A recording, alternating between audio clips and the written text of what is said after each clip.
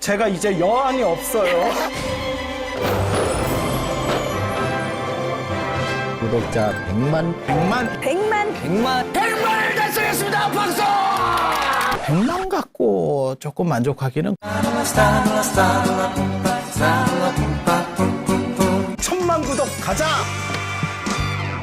안녕하세요. 화두의 바다 서문염송의 문광입니다. 오늘도 지난 시간에 이어서 조주 적양화 공안을 보도록 하겠습니다. 아마 오늘 마지막으로 염들을 보고 나면 조주 적양화 공안은 여기에서 이제 마감을 하게 될 것 같습니다. 그럼 이제 다음 공안으로 넘어가게 될 것 같은데요. 여러분 어떠셨습니까? 이제 그 조주 적양화 공안에 대해서는 본칙이 좀 이렇게 잘 기억이 되십니까? 어떤 스님이 하직 인사를 하고 떠나갈 때 조주 스님이 물었습니다. 한마디 던지셨죠.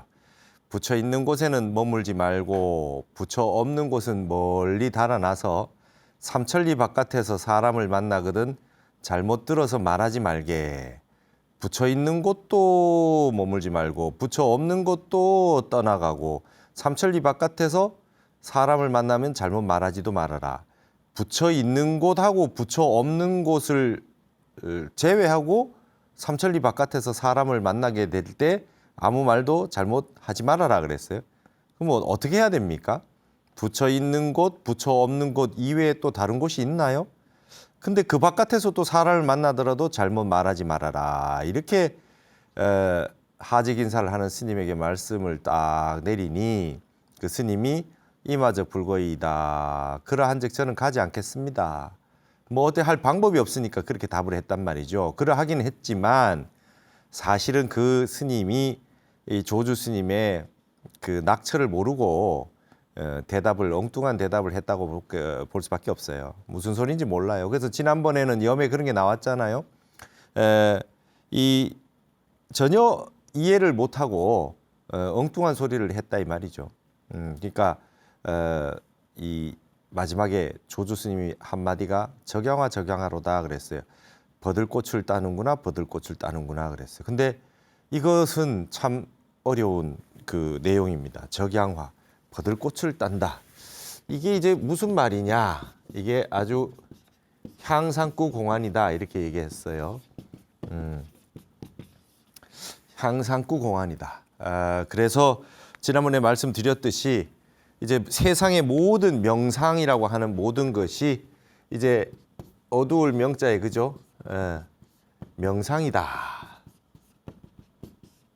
명상이다 그랬을 때 이렇게 쓰죠. 우리 명부전 할 때 말이죠. 명상. 명상이라고 하는 거는 깊게 사유한다는 거예요. 그래서 말하자면 우리가 참선의 그 어원이 된 게 디아나인데 디아나를 번역을 할 때 정여라 그랬거든요. 고요할 정자에 정여다.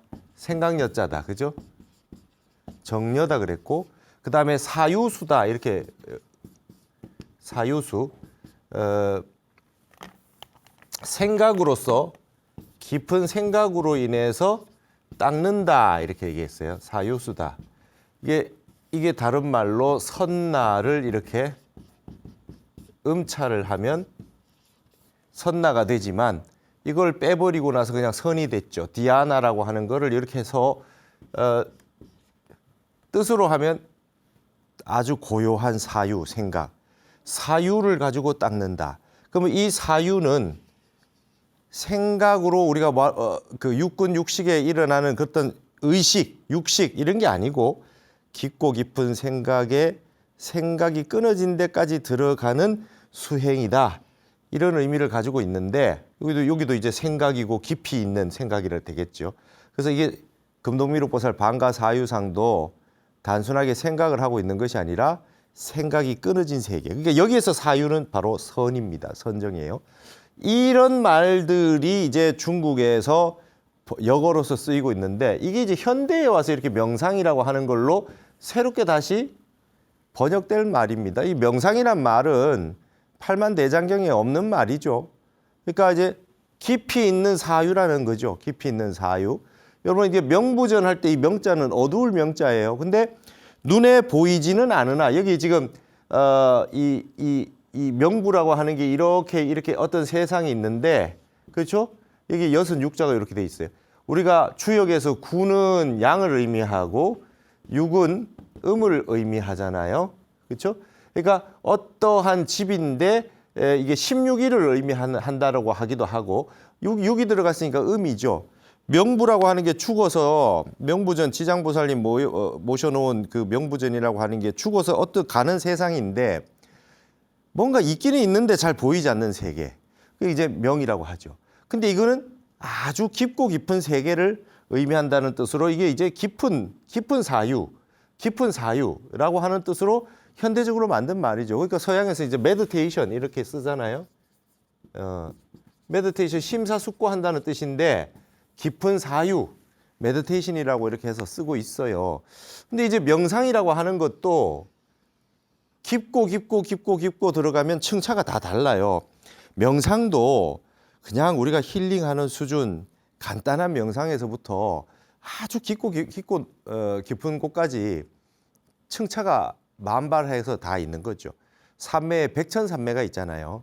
옅은 산매가 있는 하면은 아주 깊이 있는 선정이 있어요. 그래서 60경계의 선정도 있어요. 60경계의 선정도 있고 우리도 그냥 60경계의 선정이 있죠. 7식에 몽중이려도 있잖아요. 잠자는데도 선정이 있고 더 깊이 들어가서 구차재정이 있어요. 색계 선정이 있고 무색계 선정이 있고 깊은 선정이 다 있단 말이에요. 그러니까 명상이라고 하는 건 보편적으로 쫙 퍼져나가고 있다고 하는 건 어떤 형태로든 선이라고 하는 것이 이제 온 세상에 퍼지고 있다. 근데 지금 우리가 다루고 있는 이런 적양화 공안 같은 향상구 공안은 그런 명상의 끝판왕이다 이거죠. 가나선의 끝판왕은 지금 이 향상구 공안에 달려 있다는 거예요. 1700공안 가운데는 이렇게 사유의 깊이라고 하는 게 이렇게 층차가 이렇게 산으로 이렇게 올라가는 층차가 이렇게 있다면 이 밑에 바닥에서부터 시작해서 최고봉의 향상의 세계까지 다 다양하게 다 펼쳐져 있는데 1700공안은 이걸 다 다루고 있죠. 그래서 이렇게 밑바닥에 있는 편안한 세계에서부터 시작해서 최고봉 정상까지 올라가는 게 다양하게 다 펼쳐져 있습니다. 근데 우리가 지금 선문염송 요칙이라는 책에서 우리가 지금 보고 있는 건 이 위의 공간에 있는 걸 다루고 있어요. 하지만 이 밑에 걸 무시할 수 없죠. 이 기반 위에서 하는데 제가 이것을 하는 이유는 뭐냐 하면 지난 시간에도 말씀드렸지만 우리가 버린 것들의 역습을 당하게 된다 앞으로. 여기에 세계에 나온 게 이제 한자로 돼 있는 세계, 한자로 돼 있는 한문의 세계, 그 다음에 고전의 세계, 그죠? 그 다음에 전통의 세계, 우리가 하고 있었던 가나선의 세계, 이런 세계가 결국은 나중에 이걸 버려버리면 이걸 한글로만 해놔가지고는 다 이해할 수 없어요. 이 보편의 세계가 우리나라가 한글이라고 하는 게 있음으로 인해서 모든 국민들이 문맹에서 탈출할 수 있게 한문이라고 하는 걸 공부 안 해도 다 배울 수 있게 돼 있잖아요. 얼마나 좋습니까? 그러나 이 향상의 세계가 다 한자 문명으로 돼 있기 때문에 이걸 결국 번역을 해놔도 더 깊이 이해를 하려면 한자라고 하는 그런 툴을 통해 가지고 들어갈 수밖에 없기 때문에 여기 있는 세계를 향상구의 세계, 정말 진리의 깨달음의 세계, 마지막 관문의 세계, 흔히 말해서 우리가 이걸 조사관이라 그래요. 조사 스님이 마지막 최중의 관문을 뚫고 들어갈 때 이 향상구를 가지고 했는데 그걸 가지고 다루었기 때문에 한문이라고 하는 원전을 남겨놔서 해석을 했을 때 한글로 번역된 것보다 더 깊이 있게 알 수 있기 때문에 우리가 지금 이걸 하는 거예요. 그래서 향상구의 세계가 한문으로 돼 있는 거를 제가 직접 한문을 가지고 지금 강의를 해놓는 것이죠. 그러면 전 세계가 앞으로 보편화되는 이 명상의 세계가 쭉 펼쳐진다고 할 때 이걸 명상이라 하건 선이라 하건 참선이라 하건 상관이 없어요. 그러나 뭐를 해도 좋아요. 근데 결국에는 온 세상이 명상의 세계가 된다는 것은 불법이 퍼진다는 거고 그러고 나면 전 세계가 이런 세계에 물들게 되면 그 다음에 누구나가 여기서 만족하지 않고 나는 고봉 정상을 한번 가보고 싶다. 비로자나 부처님의 정수리를 내가 한번 다파하고 싶다. 이게 어록에 나오는 말이죠. 비로자나 부처님의 정수리를 다파한다. 밟고자 한다. 최고 정상을 한번 진리의 최고의 세계, 부처님이 깨달은 세계까지 한번 가보고 싶다라는 분이 없을 수가 없어요. 그러면 틀림없이 나중에 두고 보십시오. 버린 것들의 역습을 해요. 여기에 서양의 명상을 많이 하고 하는 분들이 나중에 한문 공부해가지고 향상구로 들어오려고 하는 분들이 반드시 생깁니다. 이게 이제 우리가 버려버리면 버린 것들이 역습을 합니다. 서양 사람들은 한문 공부 열심히 해요. 한자 공부. 그 사람들은 알파베틱으로 돼 있는 게 한자로 돼 있는 게 너무 이상하니까 사전을 찾을 수 없으니까 부수를 다 외워버려요. 부수를. 이 글자를 딱 봤을 때 이게 부수가 뭐냐를 알아야 되니까 부수 종류를 다 외워요. 우리 알파베틱 외우듯이. 그래서 부수 몇백 개를 다 외워가지고 딱 한자를 찾아서 사전 찾는 법부터 배우기 시작하니까 우린 부수 다 외우는 사람이 없잖아요. 부수를 외워가지고 공부를 합니다. 그렇게 열심히 해요. 서양에 중국어 잘하는 사람이 많고 한자 잘 보는 사람이 많습니다. 그렇게 해서 이 세계로 들어오고 있다고요. 우리가 버리면 나중에 다시 이거를 가지고 서양 사람들한테 배워야 될지도 몰라요. 지금 현대 한국에 한문 잘하는 이가 별로 없어요. 특히 한문을 잘한다고 해서 선어록을 읽을 수는 없어요. 그러면 이걸 보려면은 조사 어록에 대한 선지가 있어야 돼요. 선에 대해 가지고 선지가 있어야 돼요. 선의 안목이 있어야 돼요. 참선도 해봐야 되고 체험도 해봐야 되고 어록의 벗거량 경험도 있어야 되고 그다음에 그 한문으로 되어 있지만 그 말 속에 담겨있는 낙처도 알아야 되고 한문을 잘하고 문짝을 잘한다고 해서 되는 것도 아닙니다. 이런 세계가 있기 때문에 제가 지금 여기서 이 향상구의 세계를 한문으로 되어 있는 한문도 어렵고 향상구 공안도 어렵지만 가장 어려운 거를 가장 대중적인 우리 BTN TV에서 제가 강의를 해놓는 거예요. 그래서 나중에 누구나 다 공부할 수 있게 오픈해서 공부할 수 있는 그런 계기를 만들기 위해서 이렇게 하는 겁니다. 그러니까 선이라고 하는 건 정려고 사유수예요. 그걸 현대적으로 만든 말이 명상입니다. 명상이란 말은 팔만대장경에 없어요. 그러나 뜻은 같은 거예요. 깊이 있는 사유예요. 생각이 끊어진 생각이에요. 그러면 무념이고 무심이고 이게 바로 무주생심입니다. 금강경에서 말하는 응무소주 이생기심이에요. 생각이 끊어져 있는 깊은 사유 속에서 이생기심이죠. 무주생심이라 그래. 줄여서 무주생심이라 그러잖아요. 응당 머무르는 바 없이 마음을 낸다. 그죠? 무주생심이에요. 응무소주 이생기심이라고 하는 그걸 응무소주로 들어가는 방법이 명상이고 참선이고 메디테이션인 거죠. 일로 들어갔을 때 마음이 내면 이게 바로 지혜가 되겠죠. 이게 바로 무주생심이라고 하는 게 응무소주 이생기심이 정의 쌍수 아니겠어요? 사마타와 위파사나잖아요. 다 이것 외에는 원리가 딴 게 없다. 그러면 더 깊은 선정에 들어가야 도달할 수 있는 최고 정상이 있다면 이런 적양화 공항처럼 우리가 다루고 있는 선문염송 요측에서 다루고 있는 최고 어려운 향상구 공안을 투과해야 된다. 조사의 관문을 투과해야 된다. 그러면 전 세계의 명상 인구가 늘면 늘수록 고수들이 점점 나오고 선정에 체험 있는 분들이 나오면 결국은 마지막에는 내가 이만큼 명상을 잘하는데 왜 이거 모르겠지? 그러면 결국 가나선 수행을 할 수밖에 없을 것이다. 우리는 명상의 끝에 있는 끝판왕에 있는 이 최고의 공부들을 800년 이상 해왔지 않습니까? 한국 불교가. 그러니까 명상이 흘러가고 보편화가 되고 하면 마지막 길목에 서울역 들어가기 전에 그 길목 영등포든 용산이든 그 안목에 이런 향상구 공안이 있는 거란 말이죠. 그래서 이런 위대한 전통을 가지고 있는데 우리가 이걸 버려서는 안 되겠다 하는 것이죠. 그래서 제가 이런 거를 여기에 시청률 상관없이 보는 분 상관없이 뭐 조회수 이런 거 상관없이 무조건 남겨놓는 거죠. 언젠가 보게 될 거다. 언젠가 누군가 보게 될 거다. 그래서 제가 사명감을 가지고 선문염송 요측을 강의를 해놓는 겁니다. 향상구 공안을 투과하지 않으면 조사의 반열에 오를 수 없는 이 전통이 한 가닥 있다. 물론 부처님은 여기에서 화두라고 하는 걸 하지 않고 바로 고봉정상으로 가셨죠.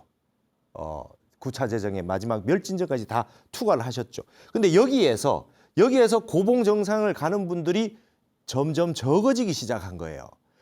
성인과의 거리가 멀어지고 그다음에 언하에 대오하는 분들, 한 말 끝에 깨쳐가지고 환희용약하고 신수봉행하고 이러한 경전의 세계가 구현되지 않는 세계가 나왔단 말이죠. 그래서 나온 게 가나선이에요. 예, 그래서 바이러스가 세져서 백신이 센 게 나왔다. 타너스님 말씀이 가나선에 대한 평가가 그런 겁니다. 그러니까 지금도 앞으로 이제 명상의 세계가 펼쳐지면 펼쳐질수록 가나선이라고 하는 전통, 한문 불절을 보는 전통을 우리가 지켜놓지 않으면 나중 가면 후회 막급이다. 지금 가회동이다, 북촌이다, 서촌이다. 그게 옛날에 우리 집들 다 없애고 말이죠. 조금 남아있는 걸 가지고 전 세계에서 지금 관광객들이 와가지고 거기 계신 분들이 밤낮으로 잠을 못 잔답니다. 우리 거를 그렇게 다 귀하게 여길 거라고는 상상을 못 했지 않습니까? 한국의 전통 문화를 얼마나 사랑합니까? 전 세계 사람들이. 외국인들이 한복 입고 다녀요. 우리가 한복을 거추장 실었다 그래가지고 아예 입는 걸 없애버리고 한복의 전통을 끊어버렸다면 어떻게 하겠습니까? 버린 것들이 역습을 해온다. 그 가운데 하나가 우리 불교 문화는 불교의 전통, 건축, 예술, 문화, 수행법, 그다음에 사찰에 있는 모든 문화들은 앞으로 위대한 전통으로 남아서 전 세계 사람들이 흠양하게 될 아주 고준한, 빼어난 미학적인 전통이 될 것이다. 믿어 의심치 않습니다. 그래서 이 적양화 공안을 보시면은 이런 것들이 아주 중요한 명상의 최고봉에서 앞으로 역할을 하게 될 날이 올 것이다. 이렇게 저는 예상을 하고 강의를 하고 있는 것입니다. 여기 이제 얼마 안 남았으니까 여음을 또 보도록 하겠습니다. 미랑걸 선사가 상당운하되 법상에 올랐어요. 유불초 부득주라 하니 붙여 있는 곳에는 머물지 말라 하니 선부 처루가 쌍각로하고 그랬어요. 선부의 무쇠소가 쌍각 두 뿔이 드러났고 이랬어요. 여러분 선부의 처루 기억이 나세요? 남전 참묘할 때 선부의 처루가 한번 나온 적이 있어요. 밑에 주석에 달려 있죠. 섬서성에 있는 선부에 하남성에 있는 선부에 하남성에 있는 선부에는 황하의 범람을 막기 위해서 우임금이 우왕이 만들었다는 전설상의 무쇠소가 있다. 이렇게 돼 있지 않습니까? 기억나시죠? 이게 지금 무슨 뜻이냐면 황하 밑에 하남성이 있는데 황하의 범람을 막기 위해서 그냥 운임금이 무쇠소를 하나 만들어 놨단 말이죠. 그래가지고 관문을 통과하지 않으면 넘어갈 수 없게 만들어 놓은 거예요. 이게 무슨 말이냐면 조사의 관문, 조금 전에 말씀드린 조사관, 거기를 뚫고 지나가지 않으면 안 되게 돼 있어요. 그게 이제 조사관의 관문이라고 하는 뜻으로 비유를 가지고 이렇게 만들어 놓은 거죠. 이 말이 그러니까 선부의 처루라고 하는 뜻이 이런 어려운 공안의 관문들을 뚫고 지나가야 된다라는 비유로 쓰이고 있다. 우리 남전 참묘할 때도 우리가 다 보았던 거죠. 그러면 선부의 처루에 무쇠소에 양뿔이 드러났다. 양뿔이 드러났다. 두 뿔이 드러났다는 건 뭐겠어요? 유불처하고 무불처죠. 붙여 있는 곳, 붙여 없는 곳인데 이 관문을 뚫고 지나가야 돼요. 조주 스님이 말씀하셨던 유불처의 부득주하고 무불처의 급주가라고 했을 때 그 어떤 관문을 뚫고 나가는 그 관문 가운데 하나의 뿔이 되지 않겠습니까? 그래서 이분은 미랑걸 선사는 이와 같이 얘기했어요. 거기에 두 뿔이 드러났고 그래서 무불처의 급주가라 하니 남해의 파사가 비공대로다. 남해의 파사는 페르시아예요. 페르시아. 남쪽에 있는 페르시아인의 콧구멍이 크도다 그랬어요. 부처 없는 곳에 급히 달아나라 했을 때 페르시아인 그러면 뭡니까? 지금 우리가 여기 살고 있는 세상이 아니라 저쪽 반대쪽에 있는 세상이다. 서쪽 세계. 그래서 비공이 크다. 비공이라고 하는 게 콧구멍이라고 하는 거는 어떤 비유로 쓰인다 했습니까? 목숨줄. 콧구멍을 막아버리면 죽으니까. 이게 목숨줄이라는 의미로 그 설명을 한다 그랬잖아요. 그래서 여러분 이게 비조라 그러는 건 우리 몸 앞에 제일 튀어나와 있는 것이 이게 코이기 때문에 시조를 비조라 그래요. 맨 첫 번째를 코를 쓰죠. 우리 몸에 코가 제일 앞에 나와 있으니까. 근데 여기서 비공이라 그러면 목숨줄입니다. 목숨줄. 그럼 페르시아 남해에 있는 페르시아인의 콧구멍이 크도다. 그럼 뭡니까? 콧구멍이 크면 숨을 잘 쉴 수 있죠. 살아났구나 이 말이에요. 살아났구나.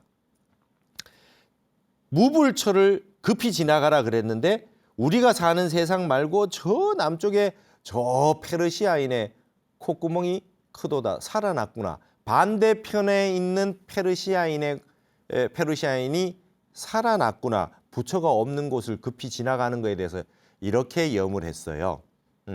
부처 없는 곳은 급히 달아나라 그랬더니 반대쪽에 있는 페르시아인의 목숨이 살아났구나 이렇게 지금 표현을 했어요. 무슨 뜻인지 잘 보셔야 됩니다. 삼천리 외 적양화라니 삼천리 바깥에서 버들꽃을 딴다라고 했으니 종두유래 생도마로다 이랬어요. 종두유래 콩을 심어 놓은 곳은 원래 벼가 말이죠. 벼나 삼이 났도다. 이게 무슨 말입니까? 콩 심은데 콩이 나야지. 콩 심은데 벼가 나거나 삼이 났더라. 이렇게 얘기해놨어요. 삼천리 바깥에서 사람을 만나면 잘못 전하지 말게. 그리고 버들꽃을 따는구나 라고 하는 거를 뭐라고 얘기했습니까? 콩 심은데 벼나 삼이 났도다. 이치로서 인과법으로서 도무지 이해할 수 없는 세계를 이와 같이 표현했죠. 이제 향상구 공안이라는 뜻을 이렇게 표현한 건데 이것도 아주 깊이 있는 뜻이 있어요. 그렇죠? 콩 심은데 콩이 안 나고 콩 심은데 벼가 났어요. 콩 심은데 삼이 났어요. 이건 무슨 소식이냐 이거예요. 도대체 버들꽃을 딴다는 거는 도무지 인과법이고 뭐 사유고 우리가 사량 분별로 알 수가 없잖아요. 저번에 조주 스님 이 무자화도 10종병에 나왔잖아요. 사량 분별로 하지도 말고 문헌에서 뽑아오지도 말고 경전이나 철학서나 언어 문자나 이런 걸 다 가져와서 알려고 헤아리지 말아라 그랬는데 적양화는 뭘 가지고 올 수도 없고 올래야 올 수도 없고 은산철벽이 가로막혀 있어요. 그러니까 콩 심은데 벼가 났대요. 도무지 알 수가 없는 세계를 이와 같이 표현했어요. 그래 놓고 난 다음에 밀안건 설사가 염주장운 하되 주장자를 이렇게 들어 올렸어요. 주장자를 이렇게 들어 올리고는 뭐라 그랬어요? 조주래야라 조주가 왔도다 그랬어요. 그리고 수탁 일탁하다 비로소 이 한번 탁자를 쿵 하고 찍으셨다 이게요. 예, 조주가 왔도다 하는 무슨 말입니까? 조주가 왔다. 내가 지금 이 세 가지 관문과 적양화에 대해서 말을 한마디씩 다 염을 해놨지 않냐. 내 말이 바로 조주 스님 말씀하고 딱 부합하지 않냐. 이 말을 조주래야라 그랬어요. 조주가 왔지 않냐. 에? 내 뜻이야말로 진짜 조주 스님 와도 이렇게밖에 설명 못하지. 에? 내가 조주 스님하고 내 말이 부합하지 않느냐라고 하는 뜻으로다가 조주래야라 이렇게 얘기했습니다. 여러분 아시겠습니까? 이게 아주 멋진 공안이죠. 밀안걸 선서도 아주 멋진 염을 남겼습니다. 한번 잘 보시기 바랍니다. 그 다음에 또 지비자가 수문하되 이제 마지막 염입니다. 지비자가 물음을 들이우고 그래서 묻는다는 뜻이겠죠. 조주가 위 행각승운하되 조주 스님이 행각승 어떤 곳을 향해서 나가는 만행을 떠나려고 하는 스님에게 말하되 유불처에 부득주하고 무불처에 급주가라 하며 우운하되 이렇게 말했는데 그러면서 지비자가 말하죠. 우운하되 여등제인은 단향 의발하 단자하야 10년의 약불 성불하면 참취 노승 두거하라 그랬어요. 그대들 여러분들은 그대들 복수예요. 여등할 때 그대들 여러분들은 다만 의발 아래에서 단정히 앉아서 거기서 향할 향자는 있을 제자하고 같아요. 뭐뭐를 향하여라고 하는 건 중국에서 어디에서 이렇게 그냥 써도 됩니다. 의발 아래에서 단정하게 앉아가지고 10년 동안 만약에 의발을 정제하고 선원 같은 데서 정진하는 걸 말합니다. 우리 정진처소에서 10년 동안 단정하게 앉아가지고 성불을 하지 못한다면 이 부처 성불하지 못한다면 이 노승의 목을 잘라서 취해 가라. 예, 이제 지금 이 공안을 말씀하시고 난 다음에 10년 동안 이런 공안을 들고 향상구 공안을 들고 공부를 해서 참선을 해서 성불 못하면 이 노승의 목을 가져가라 그랬어요.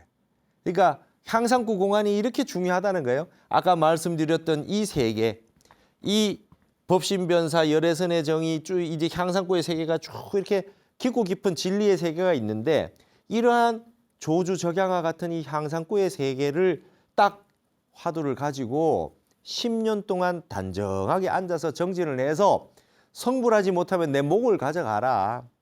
의발 아래 정자라는 거는 딱 한눈 팔지 말고 공부하라는 거잖아요. 항상 바로 공양하고 그다음에 항상 가사 장삼을 수하고 이거는 여기 있는 거는 대중들은 스님들에게 하신 말씀이잖아요. 이 보세요. 이 큰 스님이 스님들에게도 그냥 아무 생각하지 말고 일념으로 공부해서 10년이라는 얘기를 했어요. 이게 쉽게 되겠어요? 스님들에게도 10년 정진해서 못하면은 내 목을 가져가라 이렇게 얘기했어요. 단정하게 앉아라 그랬어요. 졸고 그냥 뭐 이거 했다 저거 했다 이렇게 해서는 안 되고 스님들에게도 10년을 걸으셨잖아요. 그러니까 우리 이 공부 한번 해야 됩니다. 우리 진짜 향상구니까 이런 말씀을 하신 거죠. 그래서 중중에 대중 가운데에서 혹유계 명저 출래문하되 눈 밝은 이가 나와가지고 만약에 10년 동안 공부해가지고 공부가 말이죠. 대중 가운데 눈 밝은 이가 나와가지고 화상 야한방 지시가 여차하니 화상이 두 가닥으로 지도하심이 이와 같으니 교학인으로 급주적 시야 단자적 시야라 하면 차도하라. 만약 공부를 하는 학인으로 하여금 교자는 하여금 이 말이죠. 가르칠 교자는 하여금 사역으로 씁니다. 저희들 공부인들로 하여금 말이죠. 만약에 이렇게 두 가지로 지시를 한다면 어떻게 하겠냐. 급히 지나가라라고 하는 게 옳습니까? 단자적 시야 고요히 가만히 앉아 있는 게 옳습니까? 이렇게 물어본다면 차도하라 한마디 말해봐라. 이게 무슨 말이냐면 조주 적양화 공안은 다 떠나는 거잖아요. 부처 있는 곳도 머물지 말고 떠나고 부처 없는 곳도 급히 달아나라 다 떠나라고 했잖아요. 이 공안의 핵심은 자꾸 떠나라는 거예요. 또 삼천리 바깥에서 사람 만나면 잘못 전하지 마라. 자꾸 떠나라는 말인데 어떤 눈 밝은 수자 스님에게 질문을 이렇게 하면 어떠시겠습니까? 이 말이죠.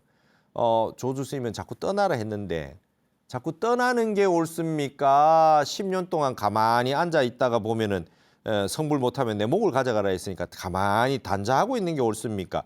둘 중에서 어느 게 옳습니까? 이렇게 질문을 한다면 그러니까 두 가닥이잖아요. 이 공안 가지고 공부하라는 거는 자꾸 떠나라는 내용이 담겨 있는 거고 스님은 10년 동안 계속 앉아서 정진을 해라 그러니까 앉아 있는 거니까 결국 가르침은 두 가닥이다 이 말이죠. 어떤 것이 옳습니까? 이렇게 질문을 한다면 여하지오 어떻게 여기 지오라고 하는 거는 뭡니까? 가지지자에 이제 그 오자를 해놨는데 오동나무라고 해놨는데 이 지오라고 하는 건 지탱하다는 뜻이에요. 지탱하다, 버티다, 지탱하다. 어떻게 무엇으로서 지탱하시겠습니까? 어떻게 한마디가 왔을 때 이걸 지탱하는 거는 지탱하지 못하는 건 견디지 못하는 거잖아요. 한마디가 왔을 때 지탱한다는 건 답을 척하는 걸 말하는 거죠. 어떻게 대답을 하실랍니까? 어떻게 대꾸를 하실랍니까?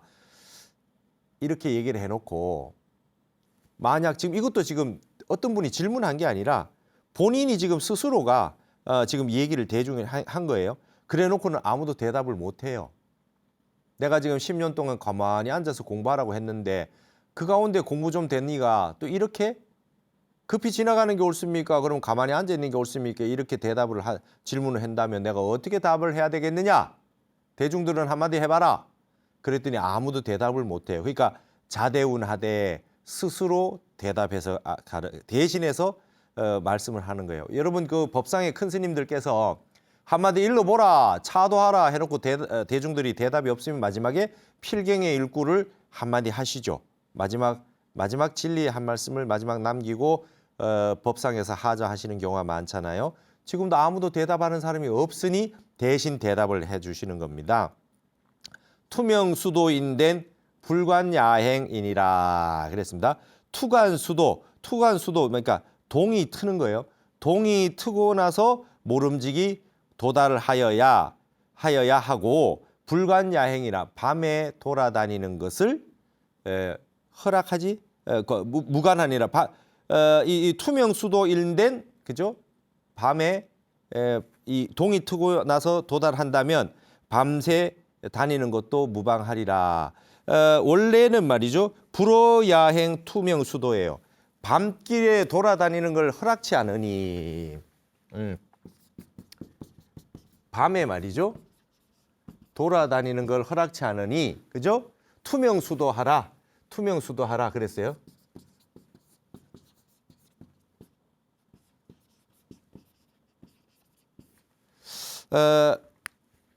이 조주 스님이 말이죠. 투자선사에게 한번 가셔서 질문을 해요.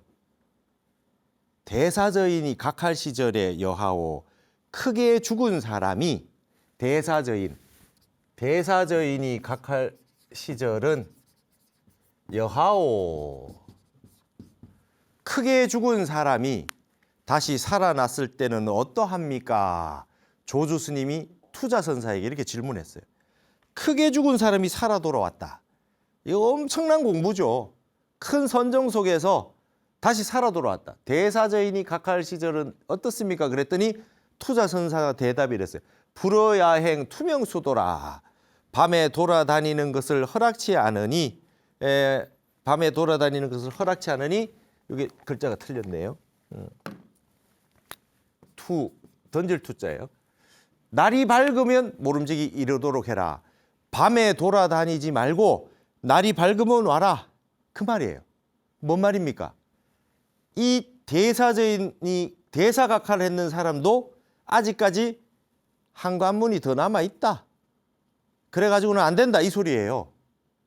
이게 원래 나온 공안의 근본이에요. 근데 자 지금 가만 앉아 있는 게 옳습니까? 아니면은 멀리 달아라는 게 옳습니까? 그러니까 답을 못 하니까 마지막에 대중에게 대신해서 답을 한 게 동이 트고 나서야 도달한다면 밤길에 돌아다니는 걸 허락해도 되겠다. 아침에 밤 동 트고 와서 도달했다면 밤에 돌아다니는 것도 괜찮겠다. 이렇게 얘기를 했어요. 한 관문을 투과해서 어느 세계에 도달했다고 한다면 밤에 돌아다니는 걸 금지하지 않고 그것도 허락할 수 있겠지 이렇게 얘기했단 말이에요. 큰 관문이다 이 뜻을 이렇게 표현해 놨습니다. 여러분 대사각할한 사람은 모든 것이 다 끝났을 것 같은데 그 질문을 하는 조주 스님의 질문도 멋진 질문이고 투자 스님이 불어야행 투명수도라. 밤에 돌아다닌 걸 허락치 않으니 날이 밝으면 다시 찾아오도록 해라. 이렇게 얘기했어요. 이게 우리가 향상구의 세계가 이런 세계입니다. 좀 공부가 됐다고 하는 사람들에게 하는 말이죠. 이 정도면 안 됐습니까? 밤에 돌아다니지 말고 날 밝으면 다시 와라. 이 향상의 세계, 끊임없는 공부의 세계를 이와 같이 표현을 했어요. 근데 이런 공안이야말로 날이 새고 올 수만 있다면 밤에 돌아다니는 것도 괜찮다. 이와 같이 얘기를 하고 마감을 했습니다. 자, 이로써 조주 적양화 공안에 대한 모든 염송은 다 끝이 났는데 마지막으로 말이죠. 우리 책에 선문염송의 제가 요칙 책에 말이죠. 염송 설하에 185쪽에 보면 줄쳐놓은 공안이 있어요. 줄쳐놓은 대문이 있어요. 이건 뭐냐면 진각해심국사의 제자 스님들이 주석을 달아놨는데 조주 적양화가 너무 어려우니까 주석을 달아놨는데 시를 하나 해놨어요. 적양화 우는 자는 이제 너무 이 버들꽃이라고 하는 게 어려우니까 시를 하나 가지고 와서 이런 건가? 이렇게 지금 하나 달아놨어요. 뭐라 그랬습니까? 도잠시운의 도연명의 시의 가운데 이런 구절이 있어. 적양화라고 하는 구절이 들어가는 게 있다 이러면서 지금 주석을 달아놨어요. 치자 적양화하니 어린아이들이 버들꽃을 따는데 도연명 시에 이런 게 있다는 거예요. 어린아이들이 버들꽃을 따르는데 동서방 양유라 그죠? 동과 서쪽에서 버드나무에 바짝 붙어 있구나. 버드나무에 바짝 붙어 있구나. 여러분 우리 강가에 보면 버드나무 수양버들 가지고 이렇게 늘어져 있잖아요. 그러니까 어린아이들이 막 버들꽃을 따요. 버들꽃을 따고 있는데 이 버드나무에 바싹 매달려 있구나. 감소노옹옹이라 감소 웃을만 하구나. 늙은이들이여 노인들이여 이제 부득 수타거라 하니 그들을 따라가지 못하는구나. 어린아이들이 버들꽃을 따러 가는 거를 노인들이 따라잡지 못하는구나라고 하는 시가 있어요. 도연명의 시 가운데. 근데 즉 동서자제의야 이게 지금 버들꽃을 딴다라고 하는 게 동과 서에서 이쪽 저쪽에서 버드나무에 바짝 붙어가지고 매달려 있다라고 하는 건데 동과 서에 자제한다는 뜻인가? 지금 이 진각해심국사의 제자 스님들도 이게 어려운 거예요. 적양화라고 하는 게 무슨 말인지 도무지 알지 못하겠는 거예요. 그래서 적양화라고 하는 구절이 들어있는 시를 찾아왔어요. 그래놓고 이거를 보면서 어린아이들이 버들꽃을 따는데 동과 서에서 막 버드나무에 매달려 있도다라고 하는 구절을 가지고 그러면 이게 버들꽃을 딴다는 뜻이 동과 서에 자제한다는 뜻인가? 이렇게 지금 주석을 다녀요. 나도 확신을 못하겠다 이 말이에요. 그리고 마지막 재밌죠. 일도진언이라 한마디 진언 같은 거네. 이 지금 온만이 반이 훈바탁이나 온만이 반매움이라 하는 말 같이 이거 진언 같아. 마지막에는 약간 주석을 달면서도 약간 포기 같은 너무 어렵다는 어떤 그런 그 한탄이 섞여 있는 것 같아. 이거 무슨 다란이 같아. 이래 놨어요. 여러분 여기 나오는 적양화라는 뜻이 이 조주 적양화 공안에 딱 들어맞는 시입니까? 지금 주석을 달아서 다른 시를 적양화라는 구절을 찾아와 가지고 고려시대 때 진각해심국사의 제자 스님들이 주석을 달아놨어요. 그래놓고도 긴가민가 하고 있어요. 이거 모르겠네. 일도진언이야. 이거 그냥 다란이 같아. 적양화라는 말이 다란이 같아. 너무 어렵다는 뜻을 이와 같이 표현을 해놨습니다. 한 가지 이제 그것만 아시면 좋겠습니다. 여러분 양화라고 하는 건요. 양화라고 하는 거는 이게 버드나무 가지가 있잖아요. 그 버드가지라고 하지 않고 이건 버들솜이라 그래요. 이걸 버들개지라 그럽니다. 버들개지 혹은 버들강아지라고도 그래요. 그렇죠? 이 강아지가 아닌데 이게 버드가지하고는 달라요. 그죠? 버드가지하고 다른 겁니다. 버드나무 가지하고 버들개지하고는 달라요. 버들개지는 그게 솜처럼 이렇게 날아다니는 거예요. 버들꽃이. 그래서 그걸 우리가 버들개지라 그래요. 그리고 버들솜이라 그러고 버들강아지라 그래요. 그래가지고 이게 이렇게 날아다니잖아요. 솜처럼 아지랭이처럼. 그게 양화입니다. 버드나무 꽃이에요. 꽃이라고 하는 게 우린 버들솜이라 그래요. 버들솜. 양화대교 있잖아요. 버드나무 가지가 있고 버드나무 꽃이 있고 버들개지. 그걸 버들개지 버들솜이라 그래요. 그러니까 가지를 꺾는다라고 하는 표현은 아니지만 여기는 버들솜, 버들개지를 딴다 이런 뜻으로 돼 있단 말이죠. 그래서 이 적양화라는 구절을 이제 조주 스님의 이 공안을 향상꾸니까 너무 어려워요. 너무 어려워. 10년 동안 이걸 공안 가지고 그냥 스님들에게도 의발을 놔놓고 단자해서 공부해라 이렇게 큰 스님들이 얘기하고 계시잖아요. 이게 어려운 거예요. 그러니까 이제 적양화라고 하는 구절이 들어가 있는 시를 찾아와서 또 이렇게 주석을 달아놓기도 했어요. 주석 달아놓은 그 스님들의 정성도 보이고 어렵구나. 이거 도통 모르겠어. 많이 찾아보셨던 그 흔적도 보입니다. 그리고 마지막 말로는 일도진언이다. 진언 같아. 이거 뭔 말인지 하나도 모르겠어. 이런 넋두리로 주석을 마무리해 놓고 있어요. 이거는 우리가 조주 스님의 무자화두 십종병에도 나왔듯이 짐작을 할 수 없어요. 언어 문자로 생각할 수도 없고 도리를 가지고 생각할 수도 없고 의근으로 육군을 가지고 우리가 사량 복탁으로도 헤아릴 수도 없고 앞뒤 길이 꽉 막혀서 은산철벽이 됐습니다. 어째서 적양화라 했는고 어째서 버들꽃을 딴다고 했는고 깊고 깊은 선정산매 속에서 깊고 깊은 선정산매에 들었다가 화두가 박살이 나면서 터져야 한마디가 터져 나온다. 그러기 전에는 일도지는 같다. 도무지 무슨 소린지 하나도 모르겠다. 이렇게 되는 것입니다. 그래서 오늘로 이제 조주 적양화 공안을 다 마쳤습니다. 다음 시간에는요, 새로운 공안을 이제 보도록 하겠습니다. 아주 유명한 또 어려운 공안이 하나 우리를 기다리고 있습니다. 아주 향상구의 또 다른 대표적인 공안이라고 하는 영운도화, 영운 스님의 복숭아꽃이라고 하는 영운도화 공안으로 여러분을 찾아뵙도록 하겠습니다. 오늘 시간 이것으로 모두 마치겠습니다. 감사합니다.